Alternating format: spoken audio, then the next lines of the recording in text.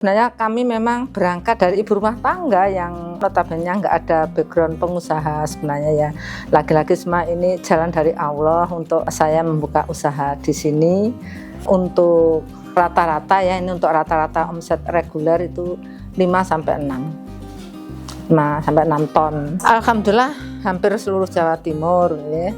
Terus Jabodetabek, Jawa Tengah juga ada sebagian, terus Jawa Barat, Bandung, Cirebon ada, terus mana ya, NTB, ya Kalimantan ada sih, cuman ada yang lewat agen kami. Ya, jadi kami memang prioritas untuk agen-agen kami biar mereka juga berbagi ya ini ya, jadi supaya mereka juga bisa mengembangkan omsetnya. Gitu.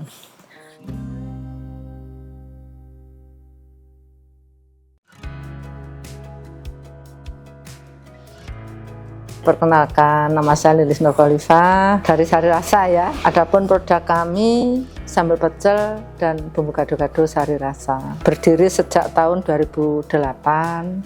Namun kami benar-benar memperkenalkan produk kami di pasar mulai akhir 2013. Karena ada beberapa hal pertimbangan kami tidak langsung untuk memperkenalkan produk kami di pasar. Karyawan sekarang ada 25. Untuk daerah permasalahan kami kebenaran di kota-kota market modern. Alhamdulillah, dan kami bersyukur dengan adanya pandemi yang barusan berlalu ini kami tetap bisa bertahan. Yang kami syukuri sampai dengan saat ini, dan alhamdulillah untuk kegiatan produksi tetap berjalan dengan baik dan lancar. Kalau rasanya ini ada 4 varian rasa sebenarnya ya, dari mulai tidak pedas, rasa sedang, pedas, dan ekstra pedas. Namun untuk sampai dengan saat ini kami hanya 3 rasa. Jadi dulu pernah 4 rasa sama yang super pedas itu kami putuskan untuk sekarang ini tiga rasa dulu yang memang yang menjadikan bestseller penjualan. Ya memang ada sih yang suka ekstra pedas atau super pedas, tapi kan tertentu itu ya, dan pertimbangan kami tidak melanjutkan yang super pedas itu memang di harga. Karena kalau di saat bahan baku cabai khususnya itu melonjak tinggi, kami yang nggak bisa menjual yang selisihnya hanya selisih tipis ya, dan customer taunya kan kalau beda jauh kan pastinya juga gitu ya, mundur. Nah itu yang pertimbangan kami untuk sementara nggak memproduksi yang ekstra pedas, alasannya di situ. Kebetulan kan putri kami namanya yang nomor 1 itu Sari. Selain mengambil dari nama putri kami, juga memang kalau kuliner atau makanan itu kan identik dengan rasa ya. Nah, sedangkan rasa itu kan yang diambil sarinya atau intinya. Nah, itu makanya kami memutuskan untuk membuat ini ya, brand atau label Sari Rasa. Jadi udah jadi satu kesatuan. Iya, benar-benar. Item kemasannya memang ini ada beberapa. Ini yang ada kemasan 200 gram yang model kotak, dan 200 gram ada yang model roll, sama 400 gram ada 2 model kemasan juga, satunya pakai tali, satunya tanpa tali, sama ada yang kemasan paket ini masing-masing ini 600 gram. Nah, kemasan paket memang tujuannya kami khusus untuk oleh-oleh gitu ya, untuk oleh-oleh. Ini biasanya paketan itu untuk instansi itu yang ambil. Memang bahan bakunya sebenarnya sih sama ya, spesifik kacang ya. Tapi memang yang membedakan di sini adalah komposisi bumbu. Jadi memang ada perbedaan antara bumbu pecel dan bumbu gado. Sama bahan-bahan dari kacang tapi beda nama ya, beda nama. Sekaligus juga beda rasa ya, karena ini yang membedakan adalah di komposisi bumbu itu ya. Contoh seperti di Madiun, di Kediri itu kan sama Blitar sama-sama bumbu kan beda komposisi ya, jadi punya citra khas sendiri-sendiri. Kebetulan kalau di kami Blitar ya, Blitar khususnya dan umumnya ya, itu memang yang membuat spesifik atau khas citra rasa bumbu pecel sendiri itu ada daun purut, ada kencur, ada asem, yaitu yang mungkin tidak sama dengan yang lain. Jadi sebenarnya kami sudah rutinitas ya untuk kebutuhan produksi. Tentunya kami barengi dengan kebutuhan pasar ya. Dan alhamdulillah memang sekalipun kami ya masih kecil, tapi kami tetap bersyukur ya. Ini untuk rata-rata ya, ini untuk rata-rata omset reguler itu 5 sampai 6 ton. Baru nanti ada ini ya, event-event tertentu atau momen-momen tertentu seperti liburan panjang, liburan sekolah panjang, terus akhir tahun baru, Natal dan tahun baru, Lebaran itu double kuantitinya, baik itu produksi secara otomatis juga penjualan. Jadi kalau Lebaran bisa mencapai belasan ton. Paling jauh kemana Ibu? Pernah kirim kemana paling jauh?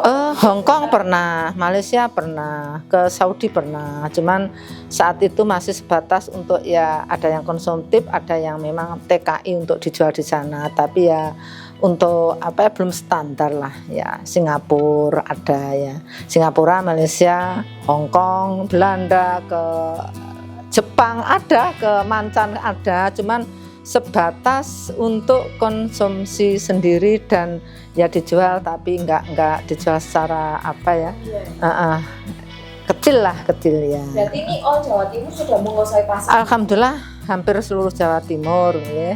Terus Jabodetabek, Jawa Tengah juga ada sebagian, terus Jawa Barat, Bandung, Cirebon ada, terus mana ya, NTB, ya Kalimantan ada sih, cuman ada yang lewat agen kami. Ya, jadi kami memang prioritas untuk agen-agen kami biar mereka juga berbagi ya ini ya, jadi supaya mereka juga bisa mengembangkan omsetnya. Kalau yang dari produknya Bu Yuni sendiri ini kira-kira masa simpannya berapa lama ya Ibu ya? Ini yang untuk lokal 8 bulan. Tapi alhamdulillah sih ada ini ya beberapa yang retur gitu ada gitu. Masih bagus juga ya, tapi saya nggak berani lebih dari itu, sesuai dengan hasil lab itu amannya 8 bulan. Itu apakah menggunakan pengawet atau bahan-bahan alami aja? Alhamdulillah tidak, sesuai dengan tadi yang benar alami semua.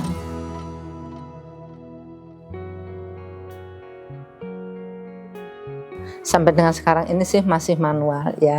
Terus terang kami masih banyak keterbatasan baik sarana prasarana, fasilitas ini masih banyak kekurangan sebenarnya. Namun kami juga berusaha bertekad untuk mewujudkan permintaan pasar. Insya Allah nanti seiring waktu akan kami tingkatkan tentunya. Kepingin maju dan kepingin yang lebih baik untuk memenuhi permintaan pasar tentunya. Nah, alhamdulillah ini ya sebenarnya juga nggak sengaja juga ketemu dengan pihak Garuda Maxin ya.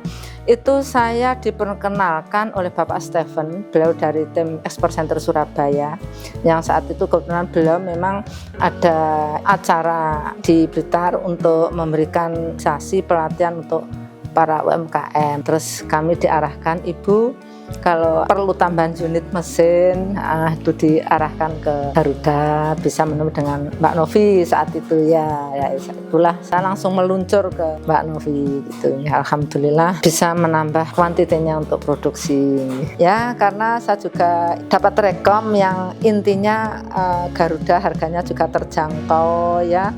Terus pelayanannya juga bagus gitu, terus selain itu juga gak jauh dari tempat kami, jadi terjangkau. Kebetulan kan menurut kami banyak di Malang juga banyak, jadi kan sekalian jadi sih masuk ada rekom dari Bapak Stephen, oh ya masuk juga ini Malang enak kita ya. Ini ada beberapa sih untuk pilihan ya untuk mesin tersebut ya. Ini kita coba, bismillah, saya mantep mencoba dengan produknya Garuda gitu. Sudah 2 kali order ya ini? Ya 2 kali alhamdulillah. Untuk calon-calon pengusaha kuliner lainnya yang harus benar-benar dipegang teguh itu apa Ibu? Jadi saya modal utama untuk kuliner ya, kebersihan, kerapian itu nomor 1 yang nggak bisa ditawar. Karena apa? kebersihan dan kerapihan itu bagi saya modal yang sangat-sangat dibutuhkan gitu. Karena itu nanti kelanjutannya untuk makanan ya yang masuk ke dalam tubuh ya, itu yang benar-benar kita harus menjaga, mempertahankan kebersihan dan kerapihan. Selain itu juga harus diolah dengan yang baik dan benar ya. Jadi memang harus benar-benar aman untuk dikonsumsi oleh konsumen kita gitu ya. Jadi itu yang perlu dijaga dan dipertahankan. Masalah untuk yang lain-lain itu sambil kita jalan tentunya ya. Jadi modal utama seorang kuliner kebersihan yang harus dipegang kuat, bersih gitu ya. Dan harus bersih dan higienis tentunya yang kita ajuan betul-betul standarnya di situ, dan pengolahannya juga harus yang standar supaya bisa menciptakan, menghasilkan hasil makanan atau olahan makanan yang berkualitas, dan tentunya cita rasa yang harus kita yang nggak kalah ya. Jadi kita harus punya cita rasa tersendiri yang nggak sama dengan produsen lain.